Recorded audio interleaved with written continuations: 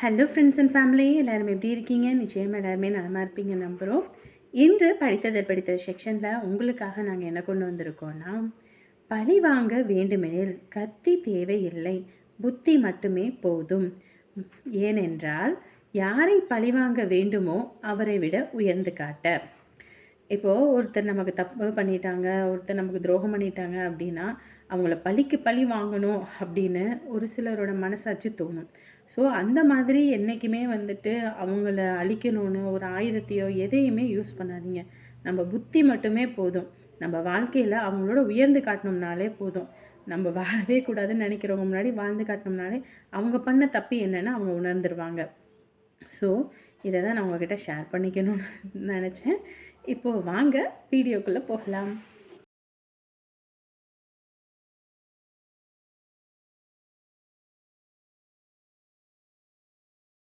இங்கே உட்காந்துருக்காங்க பாரு. சரோசா, ராணி, பையனுக்கு எப்படி இருக்கு, என்ன ஏதுன்னு தகவல் தெரிஞ்சுதா? 5 லட்ச ரூபா பணம் கட்ட சொன்னாங்க. அப்படி இப்படின்னு புரட்டி 4 லட்ச ரூபா பணம் கட்டிட்டேன். இன்னும் 1 லட்ச ரூபா பணம் கட்டணும். ஆப்ரேஷன் பண்ணுங்கய்யா, ஏதாவது ஒன்று பண்ணுவோன்னே. அவங்க தான் சரிம்மா காப்பீட்டு திட்டத்தில் எதுவும் பண்ணுவோம் அப்படின்னாங்க.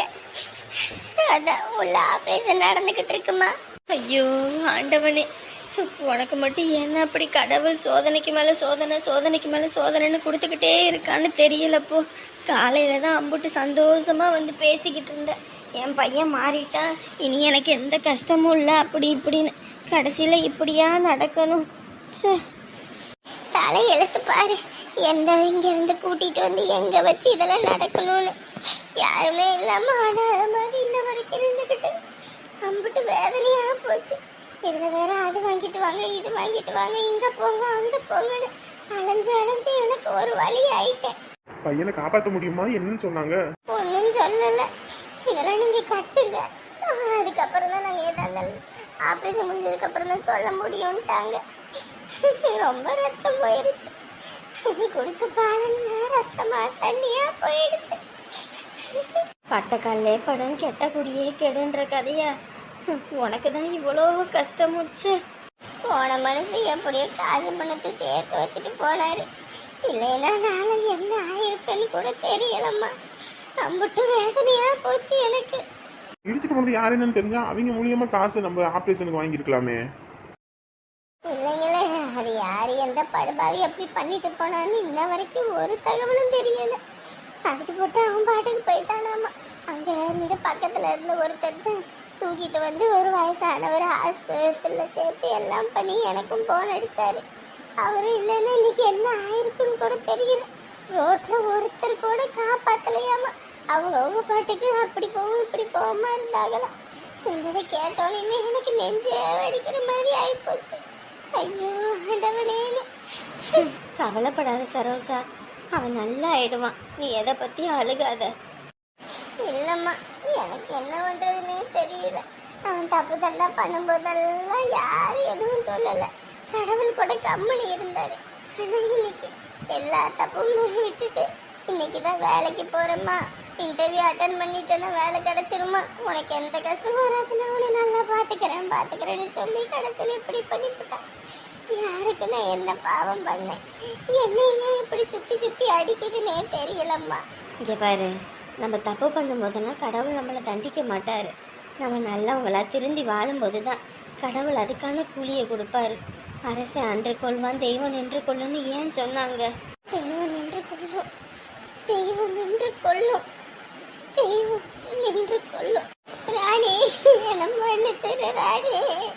ஏய் இந்த சரோசா, என்னத்துக்கு நீ போய் என் காலில் விழுந்துக்கிட்டு இருக்க? முதல்ல எந்திரி எந்திரி எந்திரி. நீ இல்லை என்ன மன்னிச்சிரு ராணி. தப்பு பண்ணிட்டேன். இப்போதான் என் மரமண்டைக்கு உரைச்சிதுமா. நான் பண்ண பாவம் தான் என் பையன் இன்னைக்கு இப்படி படுத்த படுக்கையா இருக்கான்.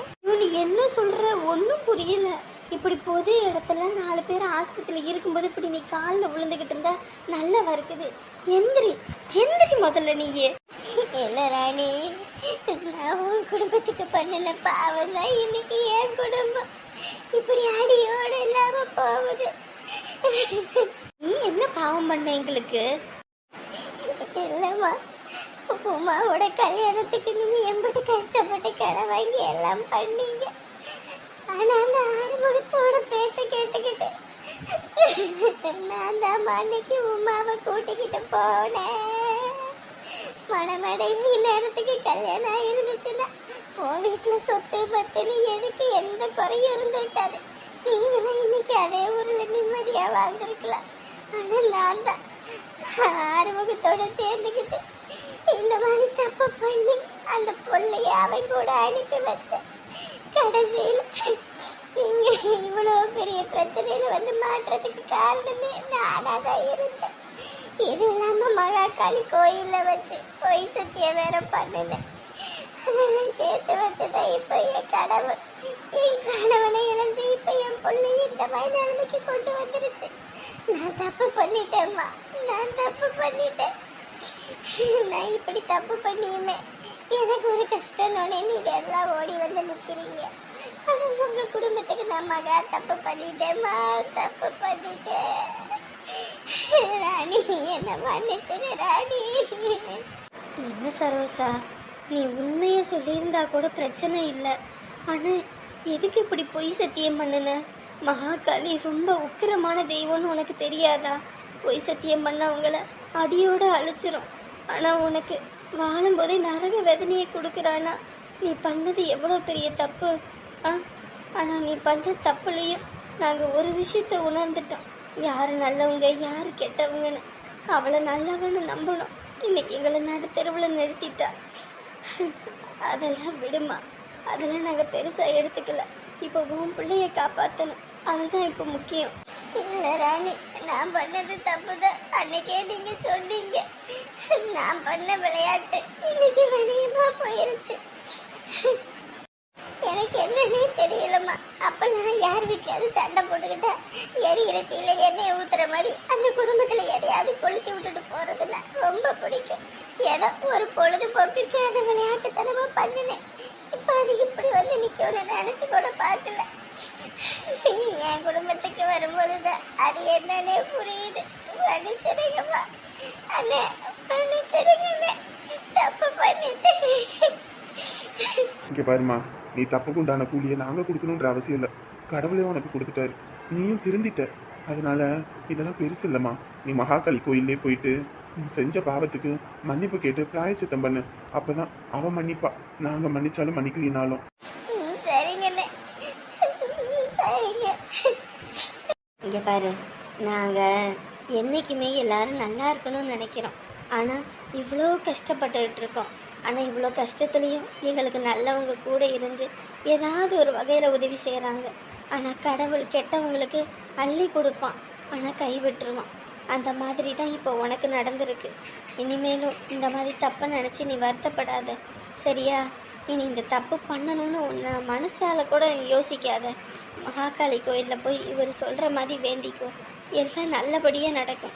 உன் பையனும் பொழைச்சி வருவான். நர்ஸ் வராங்கம்மா, எப்படி இருக்கான் பையன் என்னன்னு கேளுங்க. இப்போ என் பையன் எப்படிமா இருக்கான்? ஆப்ரேஷன் நல்லபடியாக முடிஞ்சிருச்சுமா. அவருக்கு உயிருக்கு எந்த ஆபத்தும் இல்லை. அபாய கட்டத்தை தாண்டிட்டாரு. போதுமா, இது போதும், இது போதுமா. எவ்வளோ தப்பிச்சிட்டானா, இது போதும்.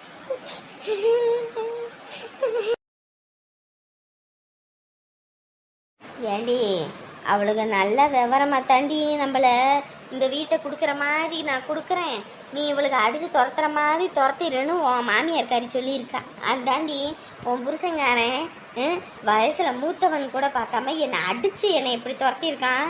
இங்கே பாரு, உன் புருஷன்றதுக்காக சொல்லலடி, வயசில் மூத்தவ புருஷன் இல்லாதவளை போட்டு இப்படி அடித்து வீட்டை விட்டு துரத்தினால இவெல்லாம் பாரு ஒரு நாள் ஈடேற மாட்டான். அந்த குடும்பமே நடுத்தெருவுக்கு வருதா இல்லையான்னு மட்டும் பாரு. நடுத்தெருவுக்கு வந்து சந்தி சிரிக்கி அடிக்க போகுது பாரு. எல்லாம் உனக்காகவும் உன் முகத்துக்காகவும் உன் வாழ்க்கையில தாண்டி அமைதியாக போனேன். ஆனால் இனிமேலாம் அமைதியாக போக மாட்டேன்டி. இனிமேல் அமைதியாக போகவே மாட்டேன். ஏம்மா, நானே அந்த ஆளை அடித்து வீட்டை விட்டு துரத்துவான்னு நினச்சி கூட பார்க்கல. கழுத்தை பிடிச்சி துரத்தும் போது எனக்கு எப்படி இருந்துச்சு தெரியுமா? ஏண்டி, சொத்து பத்தெல்லாம் இல்லாத போதே இவனுக்கு இந்த ஆட்டம் ஆடுறானுங்களே, இல்லை சொத்து பத்தெல்லாம் இருந்து மறுபடியும் உன் மாமனாரே தலைவராக இருந்தா என்ன ஆட்டம் ஆடுவானுங்க. அதாண்டி ஆட்டுக்கு மாட்டுக்கும் வாழை அளந்து வச்சிருக்கான். மாட்டு நீளத்துக்கு ஆட்டுக்கு வாள் இருந்துச்சுன்னு வையி, ஆட்டுற ஆட்டு வாள் பிச்சுக்கிட்டு போயிடும். அதனால தான் இப்படி அளந்து வச்சிருக்கான். அளந்து இருக்கும்போது என்ன ஆட்டம் ஆடுறாளுங்க அவளுங்க. ஆனாலும் உன் புருஷன் இருக்கான் பாரு, என்னமோ நல்ல வேஷம் போட்டுக்கிட்டு உன்னை கட்டி வச்சா அப்படி பார்த்துக்குவேன் இப்படி பார்த்துக்குவேன். நான் கடைசியில் இப்படி அடித்து வீட்டை விட்டு துரத்துறான். இவெல்லாம் ஒரு மனுஷன். இவெல்லாம் எதுக்கு தான் படித்தானோ என்னமோ தெரியலப்போ. மாசமாக இருக்க பிள்ளைன்னு கூட பார்க்காம இப்படி அடித்து விரட்டுறானே. அவங்க ஆத்தா கறிக்கு என்ன இது வரைக்கும் தெரியாமையா இருக்கும்? நம்ம வந்து எவ்வளோ நேரம் ஆகுது, இன்ன வரைக்கும் அவன் ஒரு வார்த்தை வந்து கேட்டாளா? ஏம்மா நான் முடிவு கட்டிட்டேம்மா. இனிமேல் அந்த குடும்பத்துக்கு நம்ம போகவும் கூடாது, ஒன்றும் கிடையாது. பிள்ளையே பிறந்தாலும் அவங்க கண்ணில் காட்டாமல் வச்சு பாரு, எப்படி அலக்களிக்கிறேன்னு பாரு. என்னையவே அடித்து துரத்திட்டான்ல அவன். காதலிச்சு கல்யாணம் பண்ணுறவங்களாம் எப்படியெல்லாம் நல்லா இருக்காங்க. குடும்பத்து முன்னாடி அப்படி வாழ்ந்து காட்டணும் இப்படி வாழ்ந்து காட்டணும்னு அப்படியா ஓடி ஓடி ஓடி சம்பாதிக்கிறாங்க. அதுகளெல்லாம் பார்க்கும்போது அம்புட்டு சந்தோஷமா இருக்கு. நம்ம வீட்லேயும் தான் நீ கல்யாணம் பண்ணிட்டு போன பாரு காதலிச்சு, அவன் ஒரு வீணா போனவன். அவன் ஒரு தீர்க்கா பாரு, அவளும் காதலிச்சு கல்யாணம் பண்ண பாரு, அவன் ஒரு விளங்கானவன். 2 பேரும் கூட்டிகிட்டு வந்திருக்காங்க பாரு மாப்பிள்ளை மண்ணாங்கட்டிங்க. நான் என்னமோ அவனோட இன்னும் வந்துட்டு போய்கிட்டு இருந்த மாதிரி பேசிக்கிட்டு இருக்க. நீ பேசாத. வெறும் பிரியாணிக்கும் அதுக்கு இதுக்குன்னு ஆசைப்பட்டு தானே மனசை பறி கொடுத்த. உனக்கு தெரியுமா? அதான் உன் மாமியார் கறி ஊருக்கே தண்டோரை அடித்தாலே வாங்கி திங்கி போகிறதுக்கு இது உள்ள போல இருக்கு. அதனால தான் என் பையனை விட்டு அதை இதுன்னு வாங்கி தின்னுக்கிட்டு இருக்கான்னு பேசலை. ஆள் இல்லாத நேரத்தில் நாங்களே வெளியே போகும்போதெல்லாம் உனக்கு பிரியாணியை வாங்கிட்டு வந்து அவன் கொடுக்கல. நல்லா தானே மொக்கு மொக்குன்னு மொக்குனேன். இன்னைக்கு நீ அதெல்லாம் வாங்காமல் இருந்திருந்தீங்கன்னா நானும் தைரியமாக பேசலான்னா, நீ தான் எல்லாத்தையும் வாங்கி நல்லா தின்னுபிட்டியே. இப்போ என்னத்தை வச்சு பேசுறது? இதுலேயும் மணமேடையில் வச்சு நார் அடிச்சு புட்டா அந்த முனியம்மா எப்படான்னு காத்துக்கிட்டு கிடந்தா. அவள் வாய்க்கெல்லாம் அவளா வந்து உக்காந்து என் மான மரியாதையை மொத்தத்தையும் குழி தோண்டி புதைச்சிட்ட. இனி என்ன பண்ணி தொலைகிறது? அந்த வீட்டில் இருக்க வரைக்குமாவது உழைக்கணும் வைக்கணுன்ற எந்த அவசியமும் இல்லை. நேரத்துக்கு சோறு குழம்புன்னு ஏதாவது ஒன்று கிடச்சிடும். இனி இங்கே வந்து உக்காந்துக்கிட்டு என்னத்தை பண்ணுறது? உன் அன்னைக்காரன் இருந்திருந்தானா கூட அவன் ஏதோ வேலைக்கு போவான், நம்ம பாட்டுக்கு வீட்டில் இருப்போம். ஏதாவது நேரத்துக்கு சோறு குழம்புன்னு ஏதாவது உன் அன்னிக்கறி ஆக்கி வச்சிருவா. இனி மொத்தமும் இனி நீயும் நானும் தான் பண்ணணும். இதுலேயும் நீ ஒரு வேலையும் செய்ய மாட்ட. மாசமாக இருக்கேன், தலை சுற்றுது, வாந்தி வருது, அப்படி இப்படின்னு. இனி நான் ஒத்தால கடந்துக்கிட்டு என்னத்தை பண்ணி மாரடிக்க போறனோ தெரியலையே. இன்னத்துக்கும் அந்த ஆளு என்னை விரட்டி விட்டுட்டு அவன் சந்தோஷமா இல்லை அங்கே இருப்பான். அதுவும் இல்லாமல் அவன் யார் கூட பேசுகிறான் என்ன ஏதுன்னு இப்போ எப்படி கண்டுபிடிக்கிறது? சப்பா. தம்பி என்னடா பண்ற? சும்மாதாம்மா உட்காந்துருக்கேன். சொல்லுங்க. ஏண்டா காட்டுக்கு வந்திருக்கலாம்ல? தோட்டத்தில் அந்த வைக்கோல்லாம் எடுத்து போட்டு போர் அடிக்கணும். உங்கள் அப்பாவும் நானுமே எல்லாம் எடுத்து எல்லாம் பண்ணிட்டு வந்தோம். அவளுகளும் வரல, நீயும் இப்படி உக்காந்துருக்க. நீ தான் அங்கிட்டு போய் வேலை பார்க்குற. சரி ஆஃபீஸில் வேலை இருக்கும், சரி விடு, நாங்கெல்லாம் கட்டிட்டு வந்துட்டோம். ஏமா ஃபோன் அடிச்சிருந்துருக்கலாம்ல? எத்தனை வாட்டி உனக்கு ஃபோன் அடிக்கிறது? ஃபோனை அடிக்கிறேன் எடுக்கவே மாட்டிக்கிற. அப்புறம் நான் என்னதான் பண்ணுறது? அதுவா சார்ஜ் போட்டிருந்தேன், அது சைலண்ட்ல கிடந்திருக்கும் போல, அதான் தெரியல. சரி அவளுகளாவது வந்திருக்கலாம், அவளுகளும் ஆளே வரல. உங்கள் அப்பாவும் எம்புட்டுறா அள்ளி போடுவார். வேலைக்கு தான் ஆள் வச்சுக்கோங்கம்மா. வேலைக்கு ஆள் வச்சாதான் உங்கள் அப்பையும் காசு போகுது, வேண்டான்றாரு. அப்புறம் நான் என்ன பண்ண முடியும்? சரி டீ எதுவும் வைக்கட்டுமா? எதுவும் வைங்கம்மா. எப்பாடி அப்பா, என்னது இது? சாப்பிட்டதெல்லாம் அப்படியே கிடக்கு. ஏண்டா சாப்பிட்டதெல்லாம் அப்படியே கிடக்குது. இவளுக்கு எங்கே போனாலுங்க அந்த பாத்திரத்தை கூட கழுவி வைக்க கூடாதா? அவளுக்கு இங்கே இல்லை. இங்கே இல்லையா? என்னடா பேசிக்கிட்டு இருக்க? இங்கே இல்லாமல் எங்கே போகிறாளுங்க? அதுவா கொஞ்ச நாளைக்கு அவள் அவங்க அம்மா வீட்டில் இருக்கணும்னா, அதுவும் இல்லாமல் மாசமாக இருக்க நேரத்தில் இங்கே இருந்த செட் ஆகாதுன்னு அவங்க அம்மா வீட்டுக்கு அனுப்பி வச்சிருக்கேன். அனுப்பி வச்சியா? என்னடா பேசிக்கிட்டு இருக்க? என்ன பேசிக்கிட்டு இருக்க நீ? கொஞ்சமாவது தெளிவாக தான் பேசுறியா நீ? என்னம்மா இப்ப? ஏண்டா மாசமா இருக்கா? இந்த நேரத்தில் அவங்க ஆத்தாவும் அங்கே போயிட்டாளாப்ப? ஆமாம்மா, 2 பேரும் தான் அந்த வீட்டுக்கு போயிருக்காங்க. ஏண்டா அங்கே முதல்ல வேலை செஞ்சு அந்த வீட்டையே காப்பாற்றினது அந்த அழகு. அழகு போனதுக்கப்புறம் அந்த குடும்பமே இப்போ ஒன்றுத்துக்கு இல்லாமல் ஆகிப்போச்சு. சோத்துக்கே வழி இல்லாமல் இருக்காளுங்க. உன் மாமியார் இருக்காரி அங்கே போய் இருக்கட்டும்னு தான் நான் சொன்னேன். உன் பொண்டாட்டி அங்கே போய் சேர்ந்து இருக்கணும்னு நான் சொன்னேன். நம்ம வீட்டு வாரிசுடா, சோத்துக்கும் தண்ணிக்கும் இல்லாமல் கஷ்டப்பட்டுக்கிட்டு இருக்கணுமா? முதல்ல போய் அவளை கூட்டிக்கிட்டு வா. என்னமா பேசிட்டு இருக்கீங்க? கொஞ்ச நாளைக்கு அவங்க இருக்கட்டும். என்னடா கொஞ்ச நாளைக்கு இருக்கட்டும் இருக்க? அவள் கஷ்டப்படுவாளா? அதுவும் இல்லாமல் எது திங்க வைக்கிறது கூட அங்கே வாங்கி போடுறதுக்கு ஆள் இல்லை. அவள் ஒத்தால கிடந்துக்கிட்டு என்னத்தை சமைப்பா? உன் பொண்டாட்டி இங்கேயே ஒரு வேலை வெட்டி பார்க்கறதுனால உடம்பு வளையாது. இதில் அங்கே போய் உழைச்சி 2 பேரும் எப்படி திம்பாளுக? கம்முன்னு சொல்கிறத கேளு. வீட்டில் அதுவும் இல்லாமல் அரிசி பருப்புன்னு எதுவுமே இருக்காது. எதுவுமே இல்லாமல் என்னத்தை ஆக்கி திம்பாளுக? ஏதோ உன் மாமியார் கறியாக இருந்தால் ஒரு ஆள் என்னத்தை போய் பெருசாக ஆக்க போகிறா? ஒரு நேரம் ஆக்கினா 3 நேரம் வச்சுக்குவா. வேலைக்கு போய் அவள் பொழப்ப அவள் பார்த்துப்பா. அதனால தான் அவள் போட்டுன்னே. நீ இவளும் சேர்த்துல அனுப்பி வச்சிருக்க. போகிறதா இருந்தால் என்கிட்ட சொல்லிட்டு போகிறது இல்லையா? வீட்டு அப்போ பெரிய மனுஷங்கன்னு நாங்கள் எதுக்கு இருக்கிறோம்? சொன்னா புரிஞ்சுக்கோங்க. அவ அங்கே இருக்கட்டும். ஓஹோ, கல்யாணம்னு ஒன்று ஆயிடுச்சு. இனிமேல் பெற்றவங்க பேச்செல்லாம் கேட்கக்கூடாதுன்னு முடிவு பண்ணிட்டீங்களா ஐயா? முதல்ல வேலைக்கு போகாமல் இருந்தீங்க, அதனால் பேச்சை கேட்டீங்க. இப்போ வேலைக்கு போய் கை நிறைய சம்பாதிக்கிறீங்கள, அதனால் எங்கள் பேச்செல்லாம் மண்டைக்கு ஏறாது. உங்கள் விருப்பப்படியே நீங்கள் என்ன பண்ணணுமோ முடிவெடுங்க. ஆனால் 4 பேர் வந்துட்டு அவள் சோத்துக்குள்ள தண்ணிக்கு இல்லாமல் அங்கே கஷ்டப்படுறான்னு தெரிஞ்சுதுன்னா அப்புறம் நான் பேசிக்கிறேன். அதெல்லாம் அவள் எதுக்கும் கஷ்டப்பட மாட்டா. அவங்க நல்லபடியாக பார்த்துப்பாங்க. நீங்கள் கம்முன்னு எந்த ஸ்ட்ரெஸ்ஸையும் மண்டைக்கு ஏற்றிக்காம நீங்களா அப்பா ஃப்ரீயாக இருங்க. என்னப்பா குரல் எல்லாம் ஒரு மாதிரி தினுசாக இருக்குது? அம்மா சொன்னா புரிஞ்சுக்கோங்க. நானே இன்னைக்கு ஊருக்கு போகணும். எனக்கு வேலை இருக்கு. அங்கேயும் போய் வேலை வெட்டியை பார்க்கணும். ராத்திரி பஸ்ஸுக்கு நான் போகணும். எனக்கு ரொம்ப பசிக்குது. ஏதாவது வாய்ப்பு சமைங்க. என்ன இந்த பையன் முதல்ல நம்ம சொல்றதையும் தட்டாம செய்வான், இப்போ இப்படி பேசுறான். என்னத்த சொல்றது? அவங்களாம் அமைச்சுக்கிட்ட வாழ்க்கை. நம்ம ஏதாவது சொன்னோம்னா நாளை பின்ன ஒன்னால தான் வந்துச்சுன்னு நம்ம பக்கம் திரும்பிக்கிறானுங்க. இந்த காலத்து பிள்ளைங்களுக்கெல்லாம் நம்ம நல்லதே சொல்கிறதுக்கு முடியாது. வீட்டில் அரிசி பருப்புன்னு ஒன்றும் இருக்காது. என்ன பண்ண போகிறாளுகளோ தெரியலையே. இவங்க சண்டையில் நம்மளை தான் போட்டு உலுக்கி எடுக்கிறாங்க. மன்னிச்சிருங்கம்மா. என்றைக்குமே உங்கள் பேச்சை நான் தட்டினதே கிடையாது. ஆனால் இன்றைக்கி நான் இப்படி பண்ணுறேன்னா அவங்க பேசிக்கிட்டு இருந்த விஷயம் உங்களுக்கு தெரிஞ்சதுன்னா ரொம்ப தப்பாக நினச்சிருவீங்க. அதுவும் இல்லாமல் அவங்கள அந்த வீட்டு பக்கமே விட மாட்டீங்க. ஆனால் அந்த மாதிரி என்றைக்கும் நடந்துடக்கூடாதுன்னு தான் நான் உங்ககிட்ட இப்படி நடிக்க வேண்டியதாக போச்சு. மனசே வேதனையாக இருக்குது. இப்படியெல்லாம் நடக்கணும். என்னதான் நாயை குளிப்பாட்டி நடு வீட்டில் வச்சாலும் அதுக்கு அள்ளி திங்க தெரியாது, நக்கி தான் குடிக்க தெரியும். அதை தான் அவள் வாழை காட்டிட்டு போயிட்டா. முனியம்மா வாடி மொட்டை கறியே, வா வா. என்ன இந்நேரத்துக்கு கடையே கதின்னு கட்டி பிடிச்சிட்டு கிடப்ப? என்ன இந்த பக்கம்? ஆடா அதை ஏன் கேட்குற? நேற்று என் புள்ள இந்த முட்டை குழம்பு வைக்கிறேன்னு என்ன கன்றாவி அரைச்சி ஊற்றி வச்சான்னு தெரியல. தின்னதுலேருந்து ராத்திரி எல்லாம் புடுங்கிக்கிட்டு போயிருச்சு. எம்மா முடியலடா சாமி. அப்புறம்தான் சரி அந்த வனஜாட்டை போய் கையை நீவிக்கிட்டு போய் பார்த்தா குடலை எத்த விழுந்துருச்சுன்னா அதான் சரி அப்படியே போயிட்டு அப்படியே வந்தேன். சரி நீ என்ன பண்ணுற? வெளியே ஆளை காணாமன்ட்டு தான் வந்தேன். நான் என்ன பண்ணுறேன்? நான் சும்மா தான் உட்காந்து கிடக்குறேன். எங்க உன் மருமன் வேலைக்கு போயாச்சா? அவன் எங்கே வேலைக்கு போனான்? தா வீட்டில் தான் படுத்து கிடக்குறான். மருமன் வேலைக்கு போகிறான்னு அதுக்கு வீட்லேயே ஒரு வேலை வளையாது. ஊர்லேயே போய் வேலை பார்க்க போகிறா? அதுவும் இல்லாமல் ஆஃபீஸில் வேலை வாங்கினாங்களாம். இவளுக்கு நம்ம வீட்டில் வேலை சொன்னாலே பிடிக்காது. இதில் ஊரில் உள்ளவங்க வேலை சொன்னால் பிடிக்குமா? அதான் வேலையை வேணாம் வெட்டியை வேணான்னு தூக்கி வச்சுட்டு வந்துட்டாலாமா. என்னங்கடா இது கூத்தா இருக்குது? அவன் ஒரு வேலை கிடைக்க மாட்டேங்குது, எப்படி கஷ்டப்படுறான். இப்போ தூக்கி வீசிட்டு வந்தாளா? எனக்கு தெரியுமா இவளை பற்றி? வேலைனால இங்கிட்டுள்ள பக்கத்தை இங்கிட்டு எடுத்து வைக்க மாட்டா.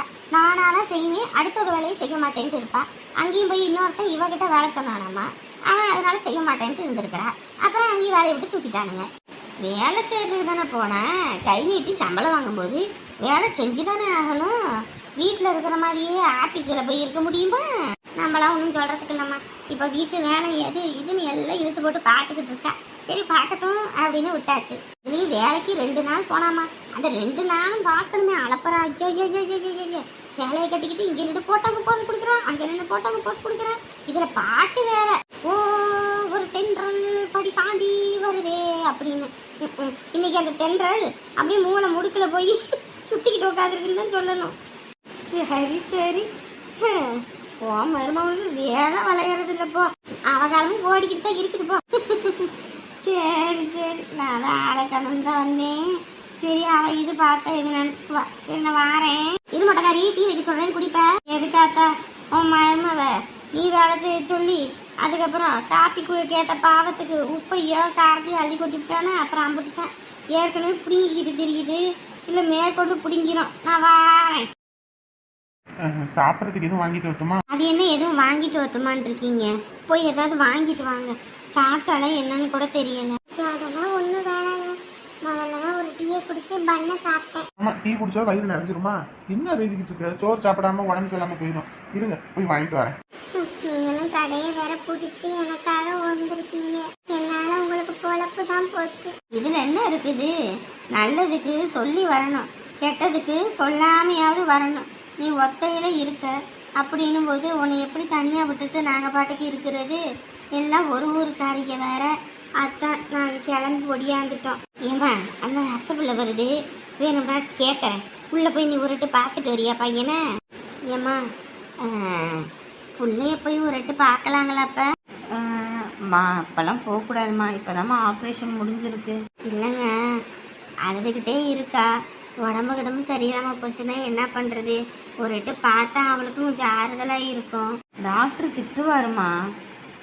ஏம்மா அவளுக்குன்னு இருக்கிறதே அவன் ஒருத்தன்தாம்மா. அவனை கண்ணால் ஒரு எட்டு பார்த்துட்டானா அவளுக்கு கொஞ்சம் நிம்மதியாகவும் தெம்பாகவும் இருக்கும். அதுக்காக தாம்மா சொல்கிறேன். சரி, போன உடனே வரணும் சரிங்களா? உள்ளே இருந்துட்டு இருக்கக்கூடாது. அப்புறம் டாக்டருக்கு தெரிஞ்சால் திட்டுவார். இன்னும் அவர் வரத்துக்கு 2 மணி நேரம் இருக்குது. அதுக்குள்ளே போயிட்டு உடனே வந்துடுங்க. பார்க்க பாவமாக இருக்குன்றதுக்காக தான் நான் உள்ளே போய் சொல்கிறேன். நீங்கள் சீக்கிரமாக போயிட்டு ஒரு 5 நிமிஷம் 10 நிமிஷத்தில் வந்துடுங்க. இல்லைன்னா அப்புறம் உங்களுக்கு செஞ்சதுக்கு எனக்கு வேலையை விட்டு ஆப்படிச்சிருவாங்க. இல்லை அப்படிலாம் நடக்காதும்மா. சரிங்க, பார்த்து போங்க. போ சரோசா, ஒரு எட்டு ஓடிட்டு ஓடியாப்போ.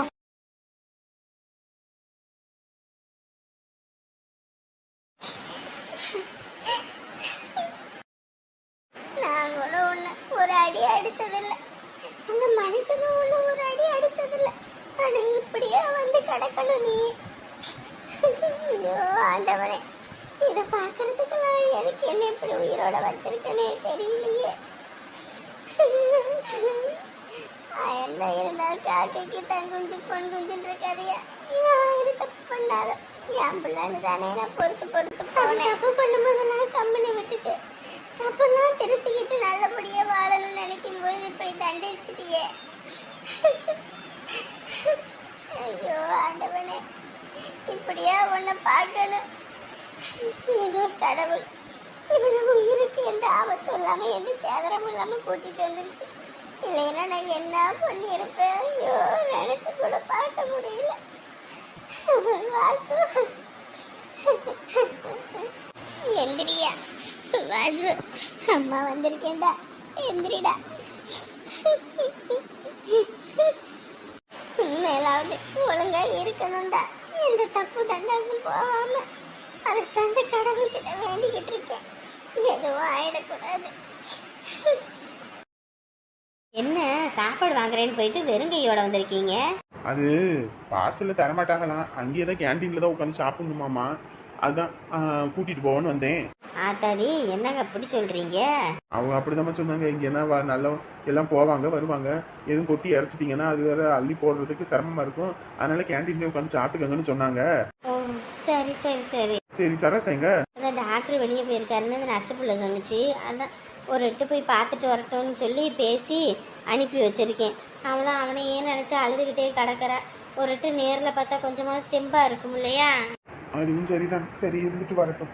அவள் வந்துடட்டும். வந்தோடனே அவளை நீங்கள் சாப்பிட கூட்டிகிட்டு போங்க. அதுக்கப்புறம் நான் வரேன். 2 பேரும் ஒன்றா வந்தீங்கன்னா ஒன்றா சாப்பிட்டு வந்துடலாம்ல? ஏங்க ஆளுக்கு அப்போ இங்கே ஒருத்தர் உட்கார வேணாமா?